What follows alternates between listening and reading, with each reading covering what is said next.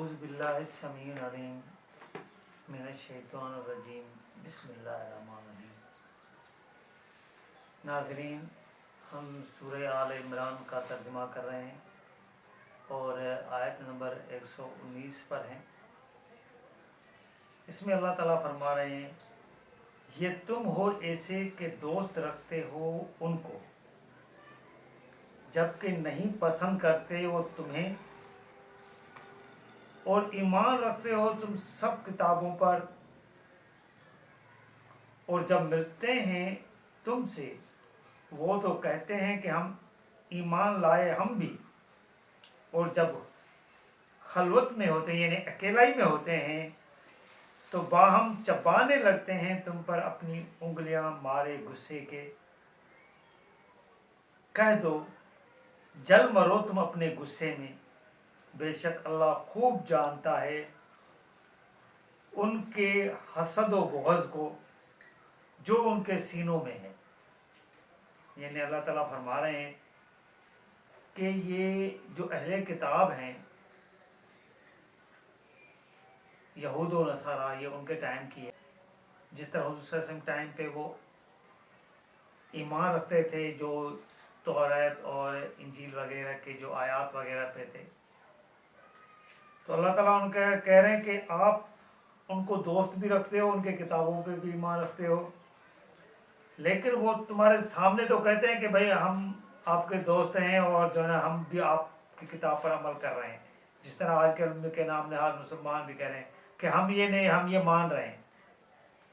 लेकिन जब ये अकेला ही में होते हैं, आपस में होते हैं, मसलन जो मुशरिक लोग आपस में फिर जब मिलते हैं तो अल्लाह ताला फरमा रहे हैं कि ये मारे गुस्से के अपनी उंगलियां चबा देते हैं, कोई ऐसी कसर नहीं छोड़ रहे हैं जो आपको नुकसान पहुंचाने में ये करें। इनका हसद और बुग़्ज़ जो है वो सीनों में भरा पड़ा है। आगे अल्लाह ताला फरमा रहे हैं, अगर छू भी जाती है तुमको कोई भलाई तो बुरा लगता है उन्हें। यानी कोई आपको कोई भलाई मिल जाएगी अल्लाह की तरफ से तो उनको बहुत बुरा लगेगा कि ये भलाई इनको मिली क्यों है, इसको तो ये मिलनी नहीं चाहिए थी। तो यही हाल होता है आजकल के मुसलमानों के अंदर भी, फ़िरक़ावारियत के अंदर, कि अगर इनके फ़िरक़े के अलावा किसी और को कोई भलाई मिलती है तो ये मारे गुस्से के अपनी उंगलियां काट काट के खा रहे होते हैं कि इसको ये भलाई क्यों मिली है। और अगर पहुंचती है तुमको तकलीफ तो ये खुश होते हैं। फिर दूसरे को अगर तकलीफ मिले तो वो तकलीफ पे बहुत खुश होते हैं कि अच्छा हुआ है कि इसको ये तकलीफ मिली है। फिर अल्लाह ताला फरमा रहे हैं, अगर तुम सब्र से काम लो, यानी आपको अगर तकलीफ कोई आती है तो आप उससे सब्र से काम लो और तकवा इख्तियार करो, परहेज़गार इख्तियार करो, अल्लाह ताला के कहने को मानो, तो ना नुकसान पहुंचाएगी तुमको उनकी चालें ज़रा भी। ये कितना भी कुछ कर लें आपका कुछ नहीं बिगाड़ सकते अगर आप अल्लाह की रज़ा पे राज़ी रहेंगे और सब्र से काम लेंगे। बेशक अल्लाह उन करतूतों को जो ये कर रहे हैं पूरी तरह अहाता किए हुए, यानी अल्लाह ताला को पता है, अल्लाह ताला ने उनको घेरे में लिया हुआ है। अल्लाह ताला फरमा रहे हैं कि मैंने इनके करतूतों को घेरे में लिया हुआ है, मुझे सब पता है।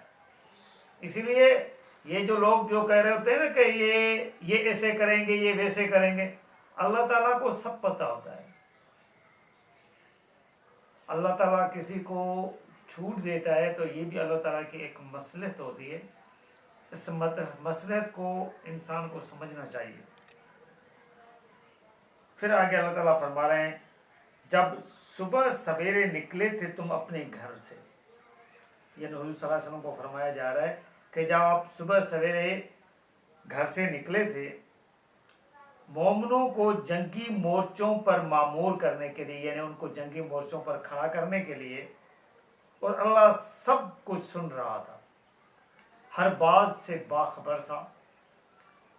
जब फैसला किया था दो गिरोहों ने तुम में से बुज़दिली दिखाने का, यानी हुज़ूर सल्लल्लाहु अलैहि वसल्लम दो गिरोहों को उनको गिरोह में बांट रहे थे कि एक गिरोह इधर हो एक इधर हो, تو ان میں سے کسی گروہ نے بزدلی دکھانے کا فیصلہ کیا تھا، حالانکہ اللہ ان کا حامی اور مددگار تھا، اور محض اللہ ہی پر بھروسہ ہونا چاہیے. یعنی اللہ تعالیٰ فرما رہے ہیں کہ جو آپ کا بھروسہ ہونا چاہیے وہ مجھ پر ہی ہونا چاہیے.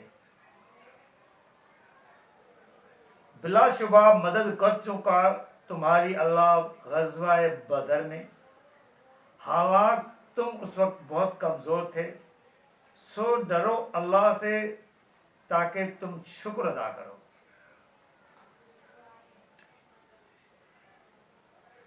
آگے اللہ تعالیٰ فرما رہے ہیں جب کہہ رہے تھے تم مومنوں سے کیا نہیں کافی ہے تمہارے لیے یہ مدد کہ تم کو تمہارا رب 3000 فرشتوں سے جو اتارے جائیں آسمان سے. یعنی مومنوں کو تسلی دے رہے تھے آپ کہ آپ کی جنگ کے اندر اللہ تعالیٰ 3000 فرشتے اتار کے آپ کی مدد کرے. ہاں کیوں نہیں اگر تم ثابت قدم رہو اور تقوی اختیار کرو اور آپ پڑے تمہارے اوپر دشمن اچانک، تو مدد کرے گا تم کو تمہارا رب 5000 فرشتوں سے جو خاص نشان لگائے ہوں گے. اللہ تعالیٰ فرما رہا ہے کیوں نہیں، میں آپ لوگوں کی 5000 فرشتوں سے مدد کروں گا، بالکل وہ خاص نشان لگائے ہو، آپ ان کو پہچانیں گے کہ یہ فرشتے ہیں اگر آپ ثابت قدم رہیں گے اور تقوی اختیار کریں گے تو. اور نہیں بنایا اس کو اللہ نے ایک تمہارے لیے مگر خوشخبری، تاکہ مطمئن ہو جائیں تمہارے دل اس سے. اور یہ فتح جو تھی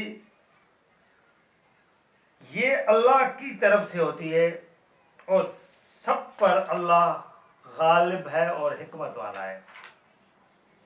اللہ تعالیٰ فرما رہے ہیں یہ جو ہم نے فرشتے اتار کے آپ کو خوشخبری دی، یہ صرف اس لیے تھا کہ تمہارا دل مطمئن ہو جائے، آپ کو تسلی ملے، ورنہ فتح جو ہوتی ہے وہ اللہ تعالیٰ کی طرف سے ہوتی ہے. اللہ تعالیٰ جس طرح بھی جس کو چاہے وہ فتح دلا دیتا ہے، اور اللہ غالب ہے، حکمت والا ہے. آگے اللہ تعالیٰ فرما رہے ہیں یہ مدد اس لیے تھی کہ تاکہ اللہ کاٹ دے ایک حصہ ان لوگوں کا جنہوں نے کفر کیا ہے. یعنی جو انکار کر رہے ہیں، نہیں مان رہے اللہ تعالیٰ کی آیت کو، ان کا ایک حصہ لوگوں کا اللہ تعالیٰ نے فرمایا کہ میں کاٹ کے رکھ دوں اور انہیں ذلیل کرے، انہیں بس لوٹ جائیں وہ ناکام اور نامراد. اور نہیں ہے تمہیں اس معاملے میں کوئی اختیار ذرا بھی، چاہے تو وہ ان کی توبہ قبول کر لے اور چاہے تو ان کو عذاب دے، کیونکہ بلا شبہ وہ ظالم ہے. اللہ تعالیٰ حضور صلی اللہ علیہ وسلم فرما رہے ہیں کہ تمہارے پاس کوئی اختیار نہیں ہے، یہ اللہ کی مرضی پر منحصر ہے کہ وہ ان کی توبہ قبول کر کے ان کو بخش دے یا ان کو عذاب دے، کیونکہ وہ ظالم ہیں. ان دونوں فیصلوں میں اللہ کی مرضی کا اختیار ہے.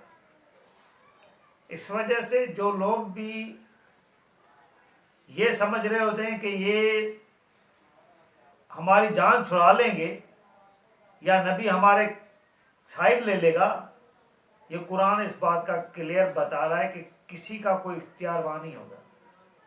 اللہ کی مرضی ہے جس کو چھوڑے، اللہ کی مرضی ہے جس کو اپنی سزا دے. پھر اللہ تعالیٰ نے کچھ احکام بتائیں کہ کن کن احکاموں کے تحت میں نے فیصلے کرنے ہیں، وہ بھی قرآن میں بتایا گیا ہے، اور ان کو مد نظر رکھ کے اللہ تعالیٰ فیصلے کرے گا. اس کو بھی ہم یہ نہیں سمجھ سکتے کہ بھائی جو احکام اللہ تعالیٰ نے بتائے ہیں ان کو اللہ تعالیٰ صرف نظر کر لے گا. یہ اللہ تعالیٰ پہ ہم تہمت لگا رہے ہیں، کیونکہ اللہ تعالیٰ نے جب فرما دیا ہے تو یہ ایک دلیل ہے، اس دلیل پہ اللہ تعالیٰ پھر قائم رہیں گے.